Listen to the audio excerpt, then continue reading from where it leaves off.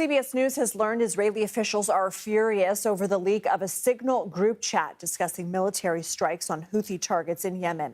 A senior U.S. intel official with knowledge of the situation says the chat involving top administration officials compromised an Israeli intelligence source who provided the location for the target in the attack. CBS News national security contributor Sam Vinograd joins us now for this and other national security headlines. So, Sam, now that we know the Signal chat is affecting U.S. relations with allies, what do you make of this? Well, as a general matter, Lindsay, the United States depends on intelligence relationships with foreign partners like Israel to get access to information that we would not necessarily have, in particular in regions where other partners might have a greater presence or more intelligence assets. Those partners' intelligence is critical to, for example, engaging in targeting operations.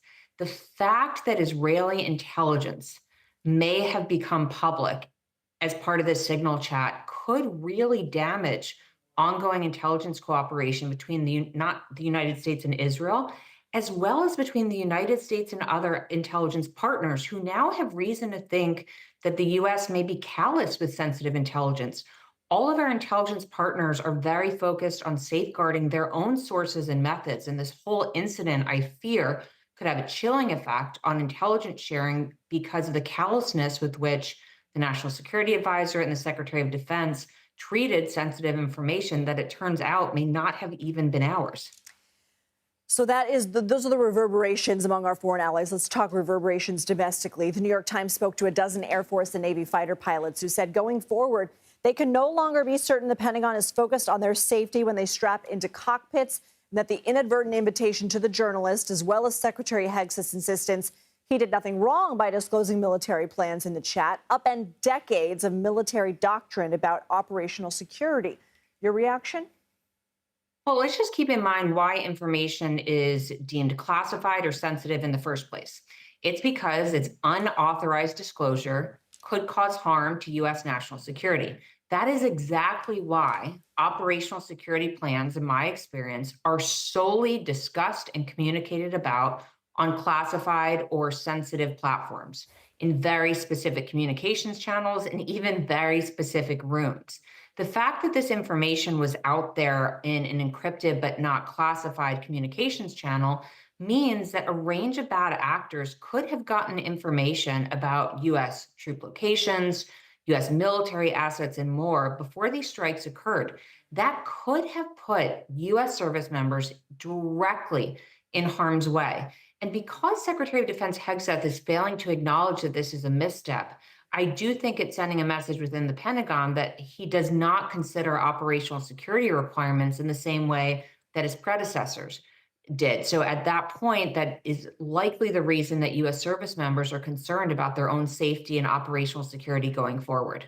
Sam, I also want to ask you about this because Vice President Vance and National Security Advisor Waltz were in mineral-rich Greenland today, and the vice president told members of the press that Russia and China are definitely interested in Greenland and that Greenlanders will be more secure under American rule. They also said our friends in Denmark having done their job in keeping this area safe. Are there national security concerns here?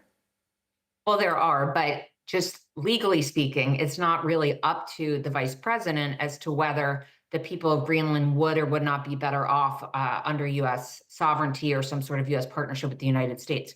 When it comes to Greenland, Lindsay, it's about location, location, location. Greenland is the largest island in the world. It is located between two oceans, the Atlantic and the Arctic, and two continents, Europe and the United States. It is critical to maintaining access to key shipping lanes in the Arctic, which reduce shipping times by over 40% versus other trade routes. It is critical to intercepting missiles if they're fired from Russia, for example, towards the United States.